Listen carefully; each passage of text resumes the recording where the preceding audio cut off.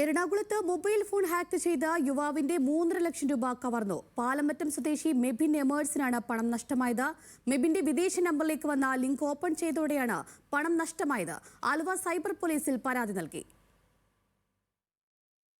UK നമ്പറിലേക്ക് ഒരു link വന്നായിരുന്നു. ലിങ്ക് 2 ദിവസം മുമ്പ് വന്നതാണ്. ഞാൻ അറിയാണ്ട് കാര്യം എന്താണെന്ന് അറിയാണ്ട് പിടിച്ച് നിൽക്കുകയും അത് വേറൊരു പേജിലേക്ക് ലോഗിൻ ആയി. പിന്നെ ഞാൻ അത് ബാക്ക് അടിച്ചു. പക്ഷെ ഇന്ന് ഒരു ഉച്ച മുതലാണെന്ന് തോന്നുന്നു എൻ്റെ അക്കൗണ്ടിൽ നിന്ന് ഏതാണ്ട് ഒരു 3.5 ലക്ഷത്തോളം രൂപ പോയിട്ടുണ്ട്. വിവരങ്ങളുമായി നമ്മോടൊപ്പം സൈഫ് നിസ അലിയാർ ചെയ്യുന്നുണ്ട്. സൈഫ് നിസ, 1-2 അല്ല 3.5 ലക്ഷം രൂപയാണ് ഇത്തരത്തിൽ സൈബർ ഇതിലൂടെ തട്ടിയെടുത്തത്. ഈ പ്രതിക്കായിട്ട് എന്തെങ്കിലും തെളിവുകളുണ്ടോ? പ്രതി ആരാണെന്നുള്ളത് ഇപ്പോഴും വ്യക്തമല്ല.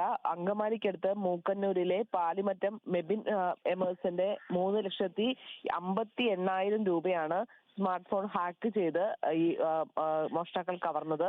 UK-യിലായിരുന്നു മെൽബിൻ ജോലി ചെയ്തിരുന്നത്. ഈ വിദേശ നമ്പറിലേക്ക് വന്ന ലിങ്ക് ഓപ്പൺ ചെയ്തതോടെയാണ് മൊബൈൽ ഫോണിന്റെ നിയന്ത്രണം നഷ്ടമായത്. ഇത് പൂർണ്ണമായും അവരുടെ നിയന്ത്രണത്തിലാവുകയായിരുന്നു.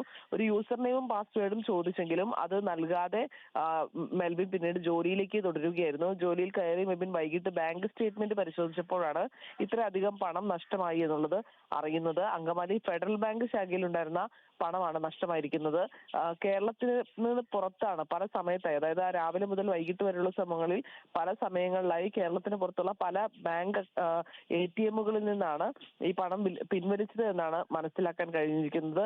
എന്തായാലും ആലുവ സൈബർ പോലീസ് സ്റ്റേഷനിൽ മെബിൻ പരാതി നൽകിയിട്ടുണ്ട്. ശരി, വ്യക്തമാണ് സൈഫ് നിസ.